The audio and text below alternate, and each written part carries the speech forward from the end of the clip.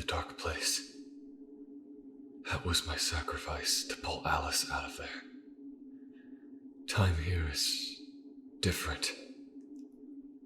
I can't tell if that distortion is a result of a reality-bending, physics-defying plane of existence, or because of my writing dictating events past and future, warping things around me. Perhaps both. I've found myself in constant loops here, traversing the streets only to be assaulted by shades. I know how to defeat them. My flashlight is enough to peel away the darkness they drape over their forms like armor. Only then are conventional means enough to put them down. Down here, batteries and flares are the most valuable things I can possibly come across. But even then, it's not enough. The streets are dangerous. Some shades I can simply walk right through. Others will grip me by the neck and throw me. Once I get up and prepare for a fight, they're already gone. As if a brief torment were their only goal. And finally, some will outright attack me relentlessly until one of us is dead. I've passed so many times. When my body was no longer willing, my vision gone, and the copper taste of blood was still lingering on my tongue. But that couldn't be the end. That wasn't how the story goes. I'd blink awake in the writer's room, and I'd alter a few details on the manuscripts so that I could eventually try it, fight through it, and make it through on the other side. I stalk the streets of this twisted model of New York.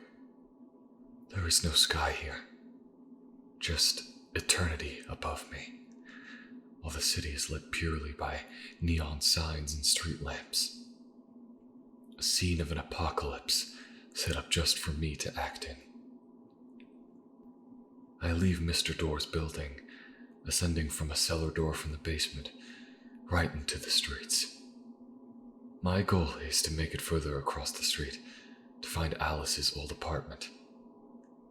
I knew that there, I'd see her again, and that something left behind would act as a key for my escape. But the journey, it was too difficult. Every corner I turned, different shades were waiting to rip me apart like ravenous animals. I had no doubt that Scratch was behind their design. Obedient soldiers of darkness looking to serve by blocking my way. It only spurred me on. The initiation had to be difficult. The hero's journey had to be real, be earned for this plan to work. If it was too easy, I'd end up like Zane. Any holes in the plot, anything too simple or not set up prior, and the darkness would latch onto it, subverting whatever I wrote, twisting it, and trapping me here even longer, if not creating something worse.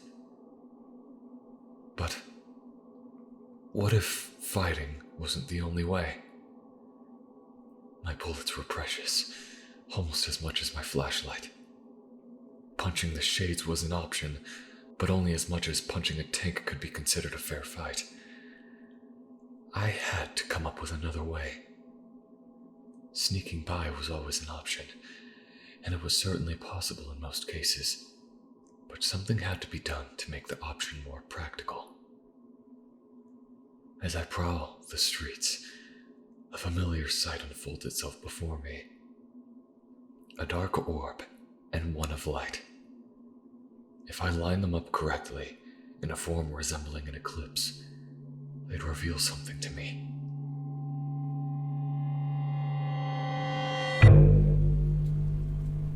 My investigations took me to an alley. The rain pouring down did little to hide the pungent scent of rotting garbage and tobacco. One doorway led inside a building, light pouring beneath the door promising vacancy. I knew it was the cult. Another hideout of theirs. My next answer is awaiting me inside. I turn the handle of the doorknob as quietly as possible, masked by the rumbling thunder far above us.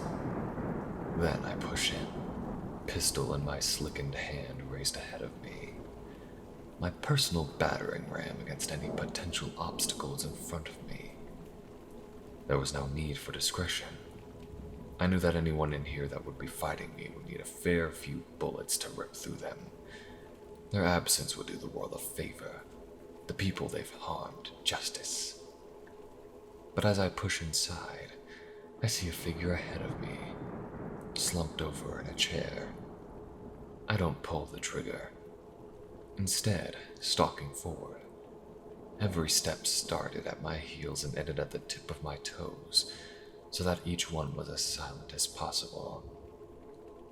I quickly realized that the masked cultist was asleep. I wouldn't put him down. I liked having the element of surprise on my side.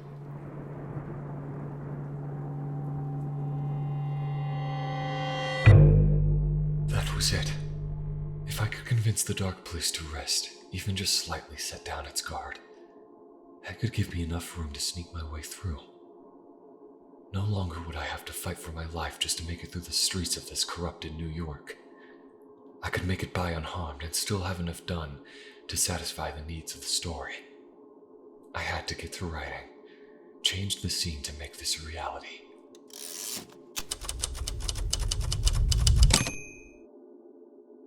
Alan Wake ascended from the basement of the In Between with Mr. Door building.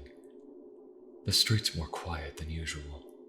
What Wake had been expecting was his typical violent routine of survival, scrounging for ammo in the blackened streets, changing the environment, fighting for his life. But instead what he found was a deafening silence. The shades of the dark place, usually wandering aimlessly until finding Wake, now stood in place, some laying down on sidewalks like there were no better place to rest, others still standing, heads staring down and hanging in their rest, like they had just been hung for their crimes. What had been different this time? Numerous things stuck out. One was that there was no street lamps lit, no cars with their headlights still active. Wake had used his lamp to swallow all the light from the streets.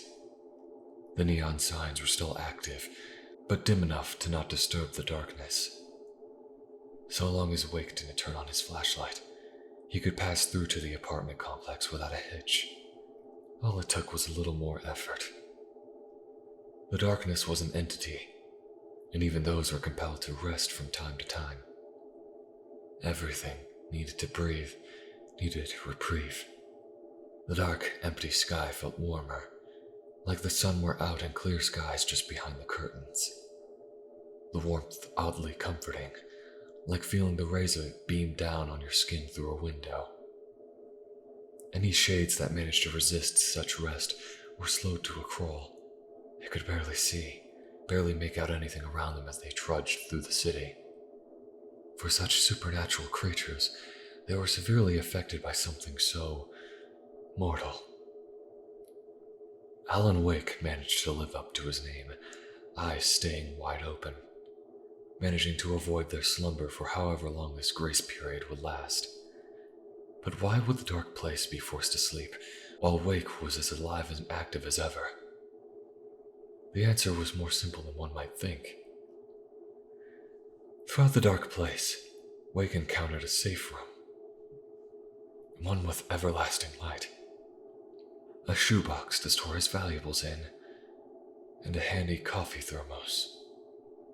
In each and every room, he'd sip from the Oh Dear Diner thermos, taking a healthy sip that would keep him awake and alert. So when the environment of the dark place called for a universal slumber, he wasn't so easily swayed by the notion. Wake moved through the streets without incident, managing to save his resources and find more for the fights to come. This was his one true break from the mind-breaking misadventures.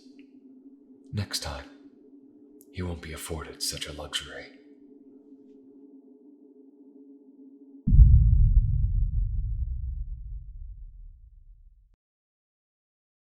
Hey everyone, thank you for listening. I hope you guys enjoyed this audio, and if you did, feel free to leave a like, comment, subscribe, everything helps. And if you're asleep, sweet dreams. I just wanted to thank you for listening, of course. Alan Wake might be the reason that I'm pulled out of my recent kind of slump. I've been really motivated to do a lot more, especially after playing the game. Maybe I just related to a character fighting his way through writer's block. That and, a lot of big projects are just really daunting, and sometimes you need that motivation to keep going after working on something for so long but not being able to show any of it. But yeah, those projects will be coming soon. I'm still poking at game development, still working on the bigger audios and series and whatnot. But again, just wanted to thank you and also give a thanks to the following patrons and YouTube members on my captain and higher tiers: Christopher Stevens, Miss Effie, Safadil, Raffioli Senpai, Takashi Pride Scales, Jenga Power, Faye Knuckle, Kurt Wilkes, Jamie, Tonya Myrick, Erica Lipsy, Mona, and Crown Creature.